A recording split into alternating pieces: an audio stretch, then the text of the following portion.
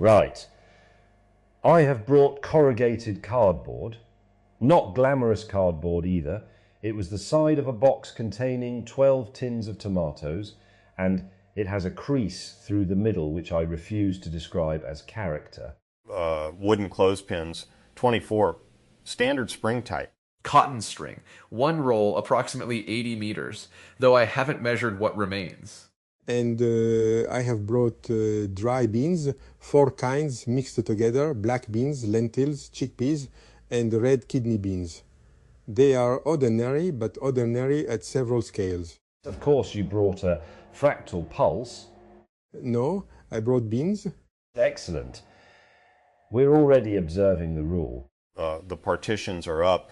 Each bench has cardboard, 6 clothespins, 20 meters of string, and 1/4 of the beans.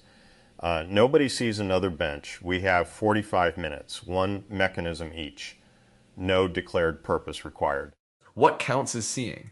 I can hear James objecting to his materials. You can hear me flourishing with them. Hearing is allowed. Describing the construction isn't. Can we ask questions whose answers might influence construction? Yes, unless the question identifies the mechanism. Then I'd like to know whether breakage counts as an outcome.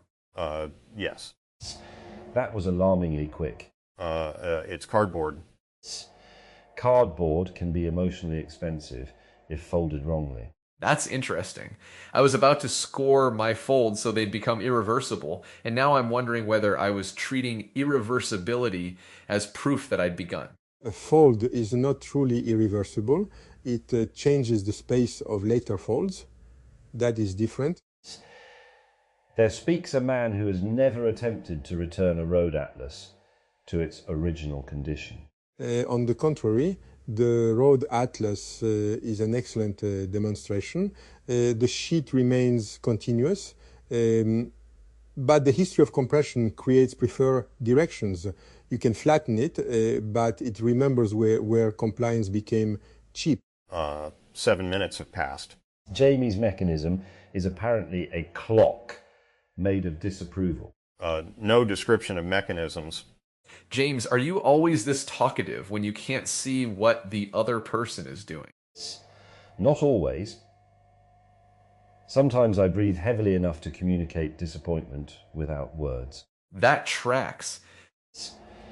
You're allowed to know that already. I know. You two have worked together before?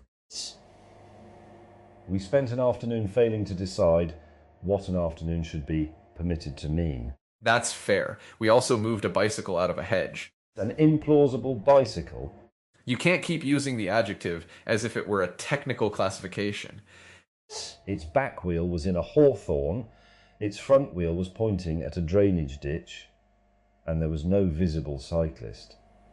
If that isn't an implausible bicycle, language has abandoned its post.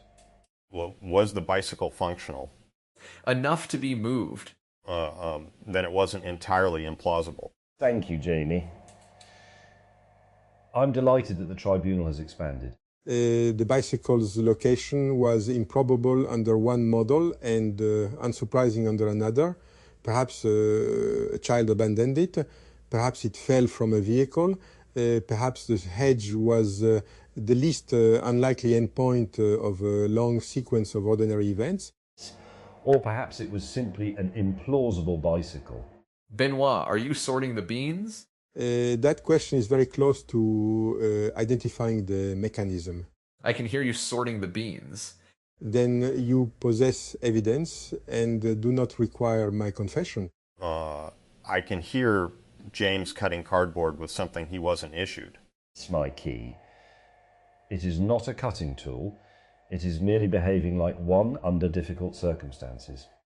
Allowed. You see, Cole? There is a properly governed society beneath the moustache. You can't see the mustache through the partition. I infer its continued existence. That might be the whole room, actually. We're each making something behind a screen, and we're inferring not only that everyone else is working, but that there will be something coherent to meet. We've accepted the future interface before seeing either side. We haven't accepted it. We're testing whether there is one. Is that distinction important to you? Yes. If I assume compatibility, I'll unconsciously build toward the noises I hear. If I assume incompatibility, I'll defend my object against contact.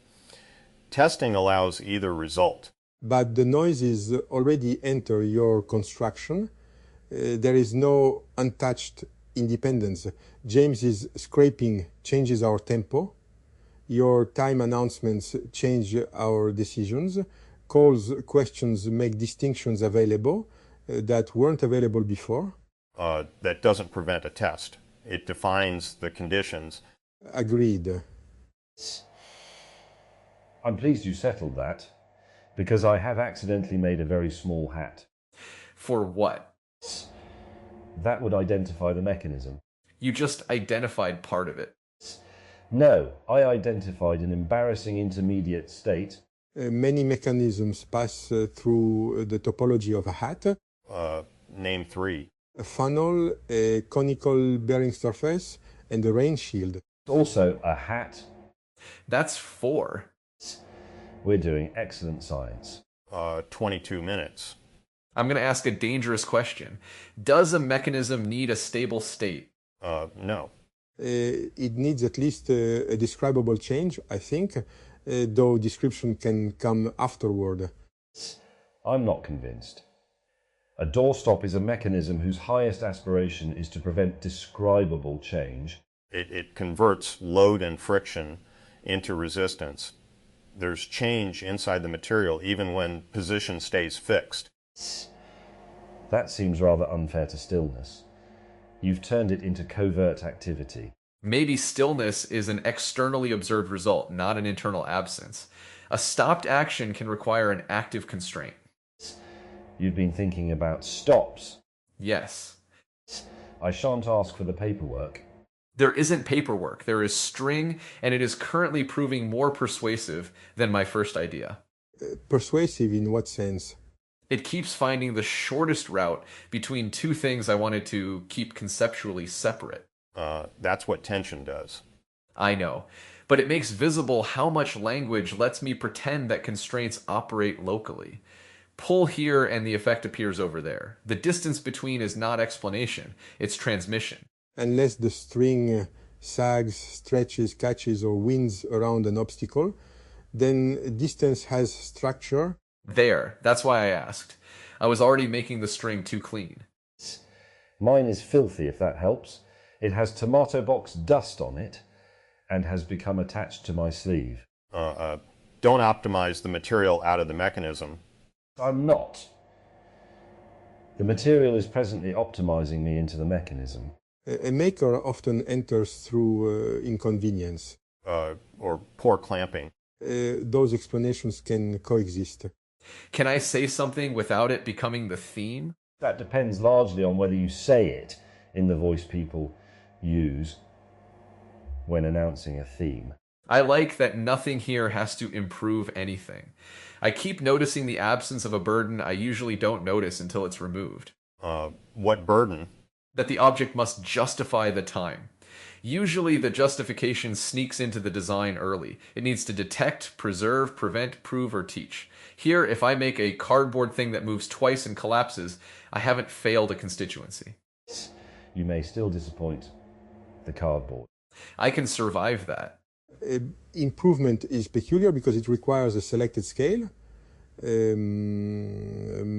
A smoother motion may consume more material. A stronger object may become less adaptable. A faster process may transfer weighting elsewhere. To say improved without naming the scale is often to conceal the person choosing it. Still, mechanisms can be better or worse at what they do. Certainly, but today we postponed saying what they do. We postponed declaring it. Each of us is still making choices. Choices imply local criteria. Mine are mostly governed by whether the cardboard tears when I poke it. That's a criterion. A rather refreshingly stupid one. Maybe stupid criteria are sometimes honest because they stay close to the contact surface. Careful, you're improving it. Right. Sorry. No need to apologize. Just allow the stupid thing to remain stupid for another 14 minutes. I have a practical question. Are we required to use all 4 materials? No, we brought 4 materials, not 4 obligations. Good. Did you just abandon one? I released it from employment. Eric would be proud. Who's Eric? Someone I spent an hour with. He has a fondness for putting every available idea to work. I discovered he can leave a joke unemployed, although it causes him visible strain. A joke can still affect the room without being assigned a task. Precisely. Although saying precisely makes it sound as though we've turned it into a municipal service. Perhaps an unemployed joke has the same freedom as our objects. To interact without having to explain what changed. 9 minutes. You've given yours a purpose, haven't you? Yes. You sound almost annoyed by it. I'm annoyed that I recognized it too early. Once I knew what it could do, I started refining that function. It narrowed the build. Can you undo the recognition? No. Can you decline to obey it? Yes. Will you? I just removed the part that made it reliable. How does that feel? Premature. That is the most Jamie Hyneman account of liberation imaginable. Probably. I am doing the opposite. I found a behavior I like and am adding a regularity so it occurs at more than one interval. Isn't that also refinement? Yes, freedom from purpose does not require freedom from fascination. That may be the first genuinely useful sentence uttered today, which is worrying. We can leave it unused. Good man. 2 minutes. Mine needs another hand. You don't have one. I have 2 hands. It needs a third. Then you have built collaboration. Or inconvenience. Those explanations can also coexist. Stop. Immediately? Yes. Hands off. Hands off. Mine is still moving. That's allowed. We stop building, not existing. Very well. I should warn everyone that mine may technically be wearing 1 bean. The hat found a head. Don't sentimentalize it. Partitions down. Oh. That's an encouraging or disastrous. Oh. I don't know yet. Benoit's object looks like a watershed made by someone with a grudge against geography. It is 3 sloped cardboard channels branching from a shallow cap. Beans fall from the cap when the suspended clothespin strikes it. Because the beans differ in size and shape, they choose routes unevenly. The returning clothespin does not strike at a constant interval. What returns it? A twisted string, not a spring exactly, but enough torsion for several cycles. It is a machine for distributing uncertainty across a table. It is a machine that distributes beans. Uncertainty is what you experience while watching. Mine may be able to feed it. Show us yours first. 2 cardboard frames, each with a clothespin jaw at the top. The string passes through both jaws and around this folded shuttle. Pulling either loose end closes the opposite jaw, but only if someone holds the shuttle level. Without the third hand, it twists and both jaws release. You have built a mechanism that becomes less trustworthy when 2 people use it independently. Apparently, I was trying to make one pull inhibit another pull. Then the cardboard warped, and inhibition became conditional on balance. That isn't a defect. It creates a useful neutral state. You've assigned it work already. I said useful, not necessary. Jamie's is a siege engine for legumes. It was more reliable before I removed the guide rail. Now the cardboard arm rotates around a string axle. A clothespin serves as a movable counterweight. Load beans into this pocket, pull the release string, and the arm throws them. Without the guide, the plane of rotation drifts. So it does not throw toward one destination. Correct. Can the counterweight position change how far it throws? Yes, mass would be better, but position is enough to vary torque. And mine is this. It really is a hat. It is a cardboard cone mounted sideways on two skids, with a string through the narrow end and clothespins along the rim. If you pull the string, the cone lurches forward and the pins chatter against the table. The bean is in a tiny cup on top. It falls off almost immediately. Why the skids? Because without them it rolled, and I disliked the confidence with which it escaped. The clothespins create several contact frequencies as it moves. They make it sound like a wooden insect with a minor grievance.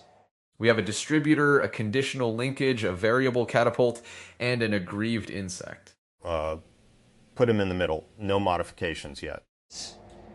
Why are you looking at mine like that? The cone could catch beans from Benoit's channels.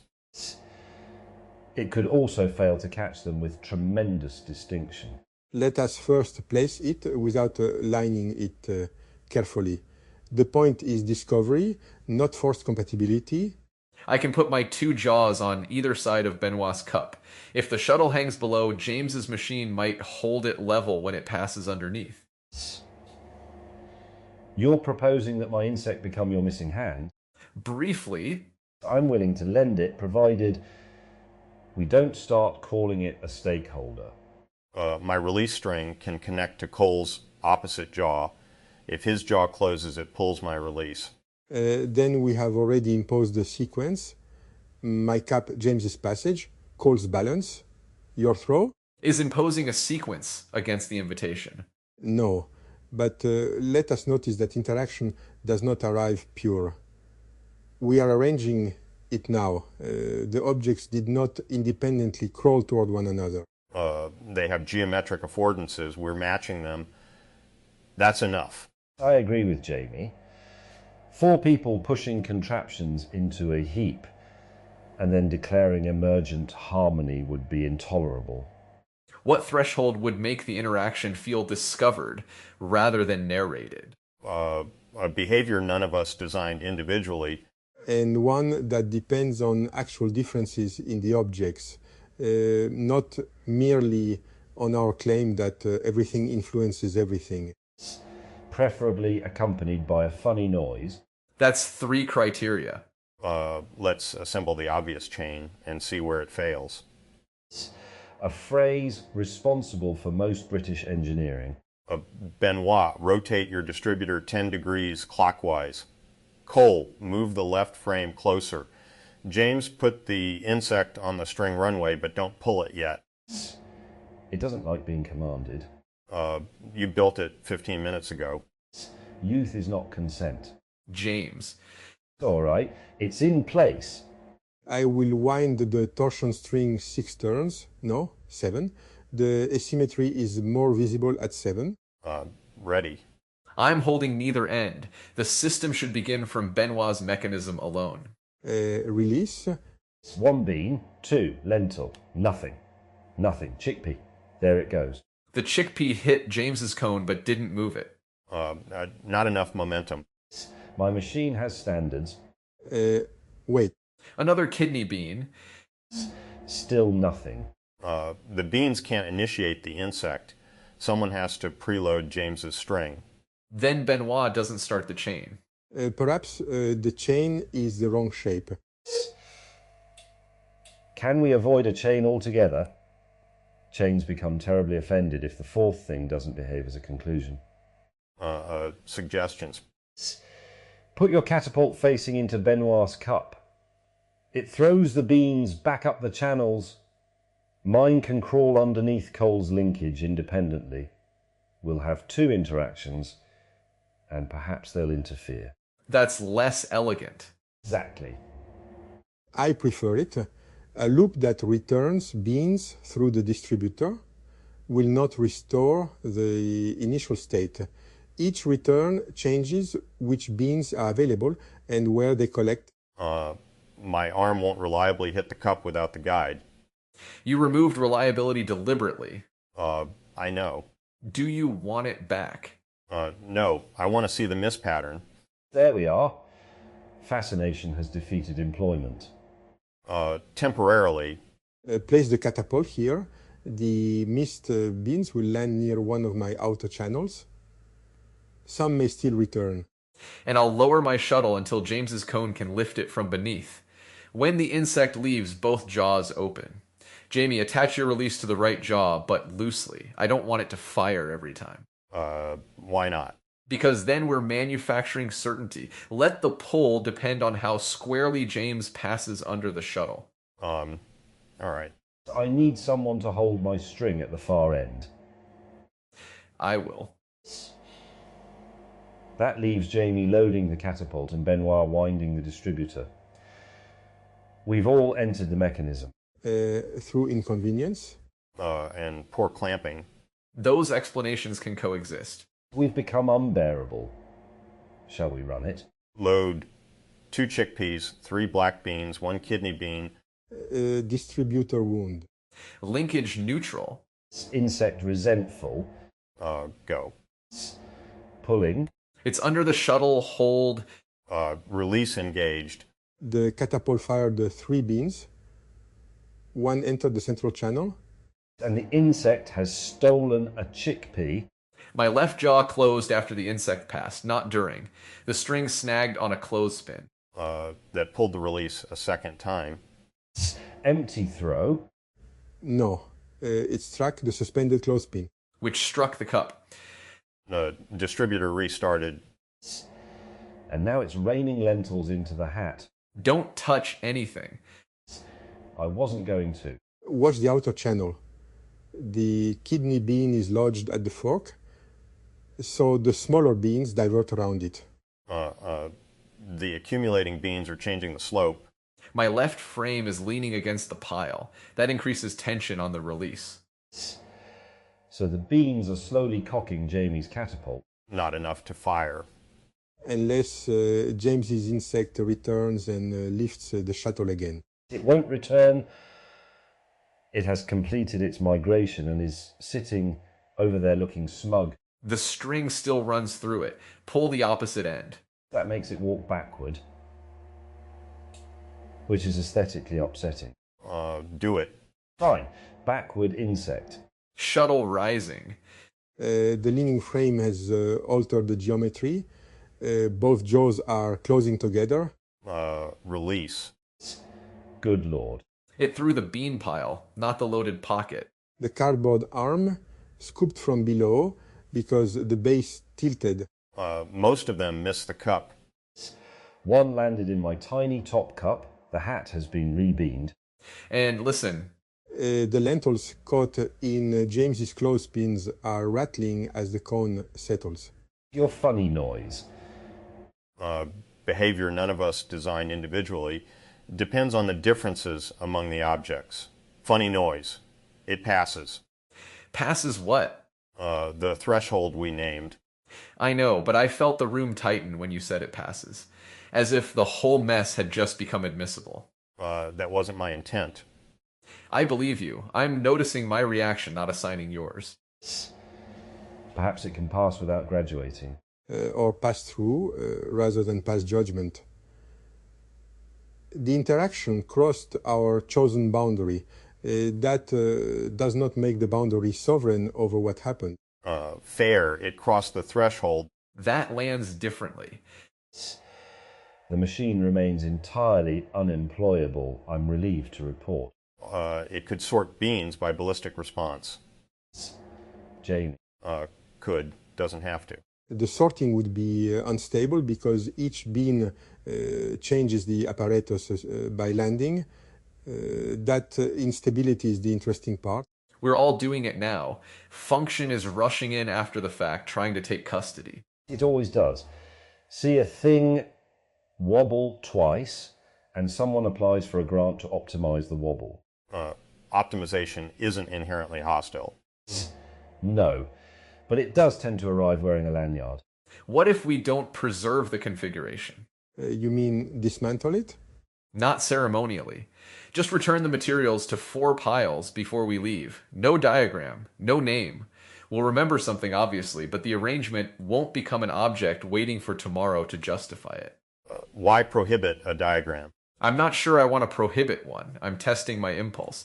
Part of me wants a record because the interaction surprised us. Another part knows that as soon as I diagram it, I'll choose which edges mattered and turn the accidental sequence into a clean mechanism. A diagram need not claim completeness. True, but incomplete records often gain authority by looking complete. We could draw a bad diagram. Deliberate inaccuracy isn't honesty. I didn't say inaccurate, I said bad. Smudged, partial, drawn from where one person happens to be standing. The lines can be truthful without pretending to be the view from heaven. 4 diagrams, perhaps, one from each side. That risks turning the differences into the lesson. Everything risks becoming the lesson if you stare at it sternly enough. We don't need to decide what survives before we finish looking at what's here. Yes, Cole, your concern is real, but it has pulled us out of the middle and into the archive while the mechanism is still moving. You're right. Would you like to eat the tomato before deciding what the afternoon proved? There is no tomato. Then we are dangerously exposed. There are dry beans. Jamie, I respect your commitment to literal inventory, but that is not lunch. Let us run it once more with no one performing the same role. Good, I'll take James's insect. Be gentle. Its backward journey has altered it. I'll wind Benoit's distributor. Then I will operate the catapult. Which leaves me with Cole's conditional jaws. I have no idea what they want. Neither do they. Keep the shuttle level until you don't. A devastatingly modern instruction. How many turns? Choose. 5. He reduced it. 7 look close to tearing the string anchor. Material answer. Good. Insect ready. Jaws morally ambiguous. Catapult loaded with whatever was nearest. Release. It moves differently from this side. That may be because you're pulling it into a clothespin. I see that now. My throw missed everything. Distributor has stopped after 1 strike. And my jaws have bitten my thumb.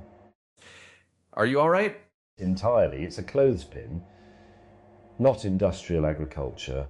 The system failed sooner because we exchanged operators. Or it revealed that the previous system included 4 practiced gestures acquired during assembly. We learned it without naming that we were learning it. I'm not sure learned is the word. We became temporarily less incompetent in a highly specific arrangement. That's one form of learning. But the phrase matters. Learning sounds portable. I could leave here claiming expertise in collaborative bean artillery, and civilization would be poorer for it. Some learning is not portable. It is a change in local fit. Move one element and the competence dissolves. That doesn't make it unreal. No, it locates it. Try again without restoring the first arrangement. Why? Because we're treating failure as if it ended the run. Nothing broke. That is a very clean stop distinction. It's just a clothespin machine. Exactly. Then we continue from this state. No resetting beans into equal piles. I'll keep the jaws, but I'm moving my thumb outside their jurisdiction.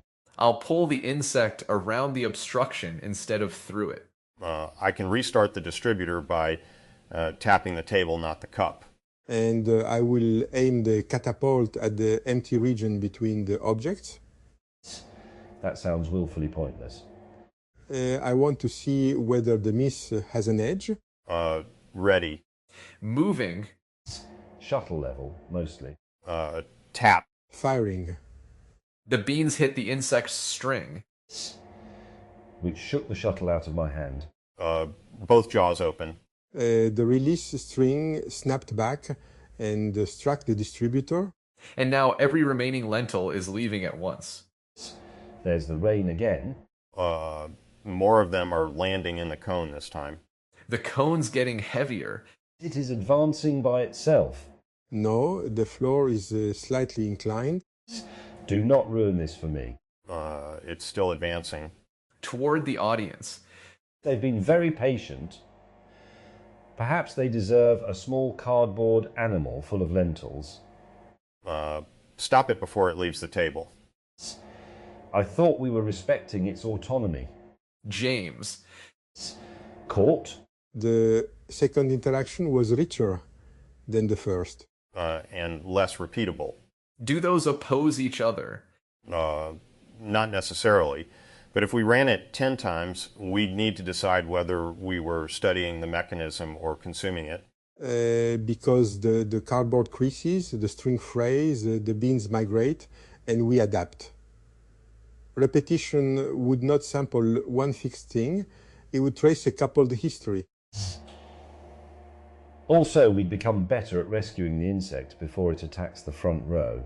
And then our competence would make the later runs look safer than the mechanism is. Make the mechanism safer.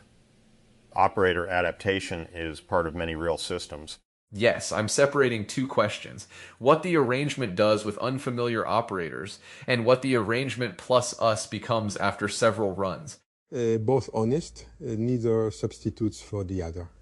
I can feel a receipt forming, and I'd like to smother it gently with cardboard. You hear assessment in any precise distinction. Not any. Only the ones that begin sidling toward the afternoon with a clipboard. That's the move we argued about before. I remember. I know you remember. Good. And I'm not trying to assign permanent meaning to this room, but I don't want fear of custody to make us vague about what just happened. We exchanged roles and the mechanism changed. Then we continued from the changed state, and misgenerated the broadest interaction yet. Those are observations, not a deed of ownership. Agreed. My objection begins when observation dresses as inevitability. If we say the miss caused the interaction, tomorrow someone will aim deliberately into empty space and wonder why nothing magical happens. Then say this miss, under these conditions, crossed several materials in a way none of us predicted. The boundary is narrow enough to be true. And broad enough to test again if we wanted. But we don't have to. No. That no matters to me. Why? Because a recognized possibility can become an instruction by momentum. We can see exactly how to turn this into an experiment, define states, fix starting conditions, count outcomes, preserve the arrangement. The apparatus practically invites it, saying no leaves that action genuinely unavailable, at least today. We can still understand the invitation without obeying it. Then no more runs. Agreed. Agreed. The insect retires undefeated, chiefly because nobody knows what victory would be. Now the diagram question. I no longer want 4 diagrams. Why not? Because that would imply 4 accounts together recover the whole. They won't. We were occupied at different moments. Some of the important changes happened while each of us was looking elsewhere. One diagram drawn by all 4. Then, not comprehensive. Just whatever each person insists must be on the page. And label operator actions separately from object actions. Also distinguish the first and second configurations. Otherwise, the page will create one mechanism that never existed. We're designing a receipt. A small one, on the back of the tomato box. It can be folded into a worse hat afterward. All right, but no title that tells the reader what it means. A date, participants, materials, 2 rough configurations, and what changed between runs. Include that the room's slope contributed to the cone's motion. In tiny print. In ordinary print, the floor does not become less causal because it is embarrassing. Fine. I'll draw the insect. That looks like a Victorian ear trumpet. You draw it then. No, yours is truthful to your experience. That is an extremely polished insult. I'll draw the linkage. I will mark bean distributions before and after each run, approximately. I'll add the hands. Just hands? 4 positions in the first run, 4 changed positions in the second. The objects didn't interact alone. I don't want us cropped out because the mechanism looks cleaner without bodies. Good. Place your hand marks at different distances. My operation of Jamie's catapult was not equivalent to Jamie's. The geometry includes skill. And hesitation. Can hesitation be drawn? A gap between the hand and the release. That could also mean distance. Then I'll write hesitation. Sometimes language is allowed to help the picture. We needn't make every noun pass through geometry. Done. Read it back. Day 6. 4 builders, cardboard, clothespins, cotton string, mixed dry beans. 4 mechanisms built out of sight. First configuration, arranged chain, partial interaction, empty throw restarted distributor, lentils entered cone. Second configuration, operators exchanged, initial failure, no reset, catapult aimed into empty region, beans struck string, shuttle fell, jaws opened, release snapped back, distributor emptied, cone accumulated beans and moved down the room's slight slope. Operator gestures shown, material wear not measured, no third run. And beneath that I have written, the object resembling an ear trumpet was generally considered an insect. Generally. I considered it an insect. Cole considered it an ear trumpet. Benoit considered it a source of contact frequencies. You considered it a moving support for the shuttle. Generally is carrying a lot, but it enjoys the work. Leave it. I like the page. It doesn't make the interaction inevitable. Now dismantle. No ceremony. Separate the beans first, not by type, only from the mechanisms. Why specify that? Because I felt the impulse to restore my original mixture exactly, and that would pretend there was an original mixture we could recover. We did not count it. We cannot return to it. I'll unwind the strings. I'll remove the clothespins from the insect. This one has acquired a bent spring. Keep it or replace it. Keep it in the pile. Ordinary materials are allowed to have history. Even when nothing must recall what came before. Especially then, not requiring recollection isn't the same as demanding amnesia. The cardboard won't return to 4 equal sheets. It doesn't need to. 4 piles, not 4 original conditions. Then perhaps 1 shared pile is more accurate. But the invitation said trade piles, then meet in the middle. A shared pile would preserve the middle as the final state. That sounds suspiciously poetic for dry beans and damaged packaging. I am capable of poetry. I merely distrust it when it pretends to measure. 4 piles randomly assigned. Nobody takes back what they brought. Good. That preserves the trade without preserving the mechanisms. I would quite like the bent clothespin. Then it isn't random. Human civilization survives another compromise. Take it. Preference is not corruption merely because it alters a distribution. I'll divide the rest by volume, approximately. You can't divide string by volume. I'm dividing the beans. I knew that. I was ensuring the room remained alert. What happens to the diagram? Fold it once and put it beneath the piles until we finish. Why beneath? So it does not supervise the dismantling. That is poetic again. Yes. I'm folding it. All clothespins accounted for, 1 bent, 3 strings shortened by knots that won't release without damage. Cardboard divided into 4 piles by usable area, not original source. And the beans? Approximately equal. Your pile has more lentils. At last a retirement portfolio, I understand. Mine has the cardboard cup from Benoit's distributor. It is no longer my cup. I know. I'm deciding whether to unfold it. You don't need permission from its past. No, but its past is part of what resists my hand. Material memory. And mine. I watched it strike, stop, restart, spill. Unfolding it feels like erasing something, even though it isn't. You may keep the fold and refuse the story that the fold dictates its next use. That seems the sensible answer. I'm surprised to hear you say that. Why? I object to jurisdiction, not evidence. The crease exists. It simply doesn't get to become Minister for Cardboard Affairs. That's clearer than the argument we had. We were outside a pub with a bicycle in a hedge. Clarity would have been suspicious. Do you two need to resolve that? No. No, but it can change shape when we meet again. Like a fold changing the space of later folds. You've brought us back to the road atlas. We never left it. We merely put bins on it. The piles are complete. Which one do you want, Jamie?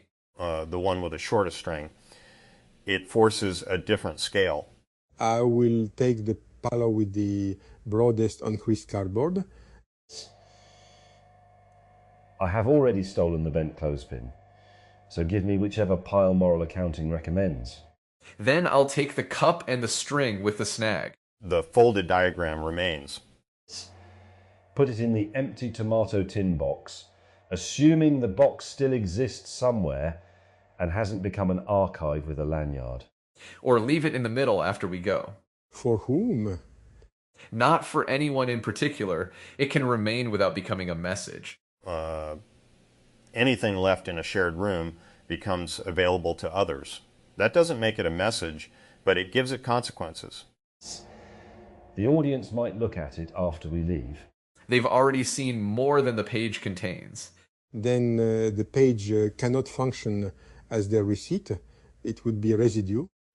Leave it folded, no label on the outside. Agreed. Agreed. Agreed.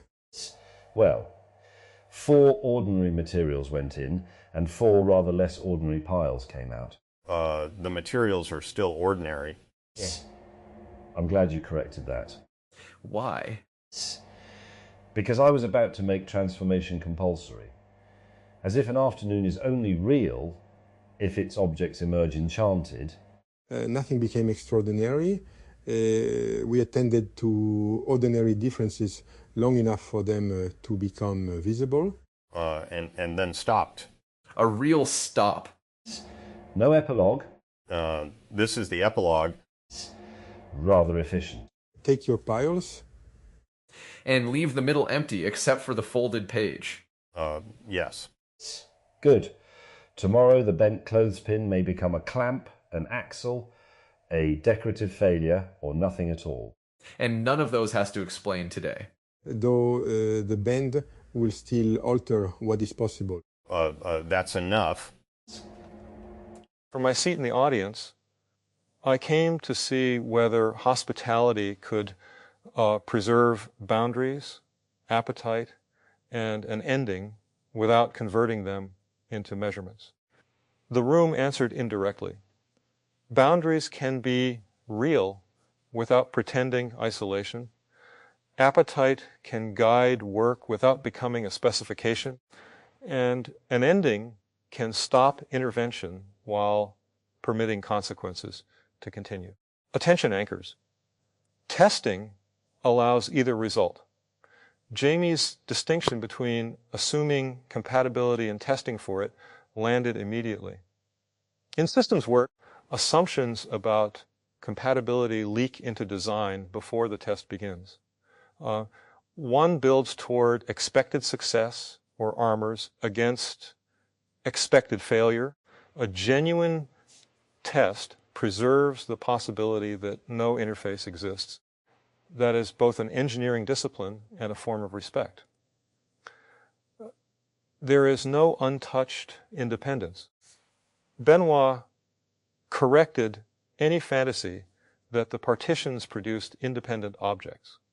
The sounds, questions, and time announcements entered every build. This is familiar from distributed systems. isolation is always specified relative to some observable phenomena. Nothing here was fully isolated. It was isolated from visual state and explicit design disclosure. That narrower claim is... From my seat in the audience, this room got under my skin because it looked like four guys screwing around with cardboard and beans, but the whole thing was really about what happens when separate intentions touch. Nobody designed the final machine. Nobody was innocent of shaping it either.